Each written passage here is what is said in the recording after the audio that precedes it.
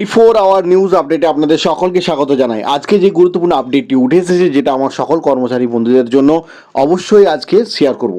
যে আজকে প্রত্যেকেই জানেন 6ই আগস্ট এবং আজকের দিনটি অত্যন্ত গুরুত্বপূর্ণ ডিএ মামলার ক্ষেত্রে, কারণ আজকে ডিএ মামলায় সুপ্রিম কোর্টের কড়া পর্যবেক্ষণ এবং কি ঘটেছে আজকে তা বিস্তারিতভাবে আলোচনা করব এই প্রতিবেদনে। আপনারা প্রত্যেকেই জানেন পশ্চিমবঙ্গ রাজ্য সরকারি কর্মচারীদের মহার্ঘ ভাতা বা ডিএ মামলা আজ আবার সুপ্রিম কোর্টে শুনানি হতে চলেছে এবং এটা আমার সকল কর্মচারী বন্ধুরা প্রত্যেকেই কিন্তু অবগত রয়েছেন। এবং শুধু অবগত বললে ভুল হবে, বিচারপতি সঞ্জয় করল এবং বিচারপতি প্রশান্ত কুমার মিশ্রের বেঞ্চে এই মামলার শুনানি কিন্তু চলছে। এটা আমরা সকল কর্মচারী বন্ধুরা এবং সকলেই আপনারা এ বিষয়ে অবগত। এখন দেখার বিষয় যে রাজ্যের লক্ষ লক্ষ কর্মচারী, সরকারি কর্মচারী অধীর আগ্রহে তাকিয়ে রয়েছেন শীর্ষ আদালতের দিকে। আমরা প্রত্যেকেই কিন্তু শীর্ষ আদালতের দিকে তাকিয়ে রয়েছি যে গুরুত্বপূর্ণ রায় যাতে আমাদের সরকারি কর্মচারী বন্ধুদের পক্ষে আসে।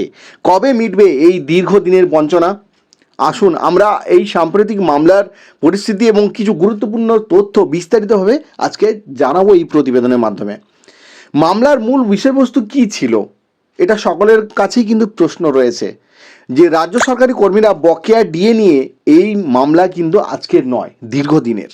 এবং কলকাতা হাইকোর্টে রাজ্য সরকারি কর্মীদের কেন্দ্রীয় হারে ডিএ দেওয়ার নির্দেশ কিন্তু দিয়েছিল, কিন্তু সেই রায়কে চ্যালেঞ্জ করে রাজ্য সরকার ফের সেই রায় নিয়ে সেই মামলা সুপ্রিম কোর্টে নিয়ে আসে, অর্থাৎ সুপ্রিম কোর্টে আবেদন করে। শীর্ষ আদালতে এই মামলার শুনানি একাধিকবার পিছিয়ে গিয়েছে, যা কর্মীদের কিন্তু দুশ্চিন্তা বাড়িয়েছে। কারণ প্রত্যেকেই আশায় থাকে যে কিছু না কিছু শুনানি নিশ্চয়ই খুব তাড়াতাড়ি হবে এবং শীঘ্রই এই মামলার রায় কিন্তু বেরোবে। কিন্তু যেহেতু মামলা একাধিকবার বিভিন্ন কারণে একাধিকবার পিছিয়ে গিয়েছে, সেক্ষেত্রে কর্মীদের দুশ্চিন্তার বিষয় কিন্তু একটা থেকেই যাচ্ছে। সুপ্রিম কোর্টের সাম্প্রতিক পর্যবেক্ষণে কি বলা আছে বা কি লক্ষ্য করা যাচ্ছে আমরা আজকে জানবো বিস্তারিতভাবে। সাম্প্রতিক শুনানিতে, আজকের যে শুনানিতে মামলাকারীদের আইনজীবী গোপাল সুব্রাহ্মণম একটি অত্যন্ত গুরুত্বপূর্ণ তথ্য আদালতের সামনে কিন্তু তুলে ধরেন। কী তথ্য তুলে ধরেন জানুন ভালো করে। তিনি জানান যে পশ্চিমবঙ্গ সরকার ইতিমধ্যে দিল্লি এবং চেন্নাইয়ের মতো শহরে কর্মরত রাজ্য সরকারি কর্মীদের কেন্দ্রীয় হারে ডিএ দিচ্ছে। তার মানে ভেবে নিন যে এই সরকারি কর্মচারীরাই যারা দিল্লিতে এবং চেন্নাইয়ে কর্মরত রয়েছেন, তারা কিন্তু এআইসিপি অর্থাৎ তারা কেন্দ্রীয় হারেই কিন্তু ডিএ পাচ্ছেন। তারা কিন্তু আমাদের রাজ্য সরকারি যে কর্মীরা রয়েছেন তারাও কিন্তু আমাদের রাজ্য সরকারি কর্মী, অথচ যেহেতু তারা চেন্নাই এবং দিল্লিতে থাকেন, সেই হিসাবে তাদেরকে কেন্দ্রীয় হারে ডিএ দিচ্ছে কিন্তু রাজ্য সরকার। দিল্লির বঙ্গভবন এবং চেন্নাইয়ের ইউথ হোস্টেলে কর্মরত কর্মীরা কেন্দ্রীয় হারেই মহার্ঘ ভাতা পান। আর এই তথ্য সামনে আসার পর আদালত রাজ্যের ভূমিকা নিয়ে প্রশ্ন কিন্তু তোলেন। কেন একই কর্মীরা দু জায়গায় দু রকম বেতন পাবেন, অথচ একই কাজ, একই কর্মী, একই সরকার, কেন তারা দু জায়গায় দু রকম বেতন পাবেন?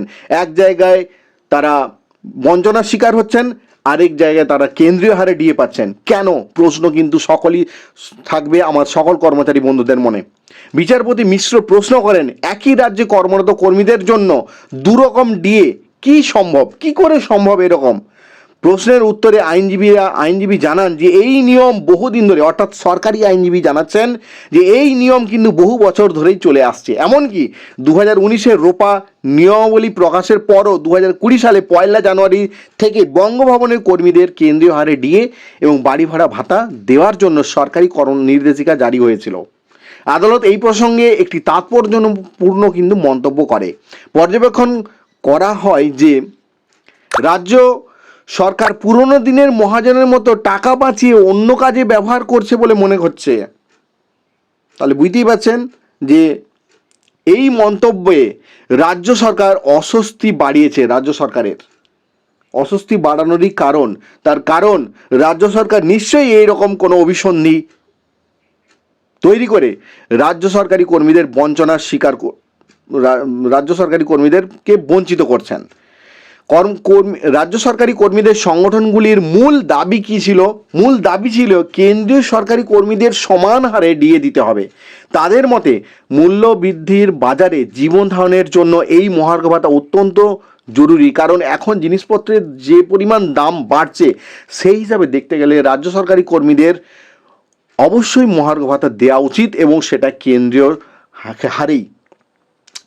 অন্যদিকে রাজ্য সরকারের প্রধান যুক্তি হলো কেন্দ্রীয় হারে ডিএ দেওয়ার মতো আর্থিক সামর্থ্য তাদের কাছে নেই, কিন্তু দিল্লি এবং চেন্নাইয়ে কর্মরত কর্মীদের কেন্দ্রীয় হারে ডিএ দেওয়ার তথ্য সামনে আসার পর রাজ্যের এই যুক্তি দুর্বল হয়ে পড়েছে। স্বাভাবিক, একই রাজ্যের কর্মী এই রাজ্য সরকারের আন্ডারেই যারা কর্মরত তারা দিল্লি চেন্নাই একরকম ডিএ পাচ্ছেন, অথচ আমাদের এই রাজ্য সরকারের আন্ডারে কর্মরত কর্মীরা তারা আমাদের রাজ্যে অর্থাৎ পশ্চিমবঙ্গের রাজ্যে যারা বসবাস করছেন, যারা কর্মী রয়েছেন, তারা কিন্তু সেই কেন্দ্রীয় হারে ডিএ পাচ্ছেন না। সুপ্রিম কোর্টের পর্যবেক্ষণ এবং মামলাকারীদের জোরালো যুক্তির পর রাজ্য সরকারি কর্মীরা আশার আলো কিন্তু দেখছেন। আর রাজ্য সরকারি কর্মীদের পক্ষে অবশ্যই রায় যাবে। যদি মামলা চূড়ান্ত রায় এখনও আসেনি, তবে আদালতের মনোভাব কর্মীদের পক্ষেই রয়েছে বলে মনে করা হচ্ছে। এখন দেখার বিষয় রাজ্য সরকার কবে তাদের কর্মীদের ন্যায্য পাওনা মিটিয়ে দেয়। এই মামলার পরবর্তী আপডেটের জন্য আমাদের নজর থাকবে অবশ্যই। আমার সকল কর্মচারী বন্ধুরা, আরও গুরুত্বপূর্ণ আপডেট যদি আমি পাই অবশ্যই আপনাদেরকে শেয়ার করব। এই একটি ছোট্ট আপডেট পেয়েছিলাম যেটা আপনাদেরকে শেয়ার করলাম। ধন্যবাদ।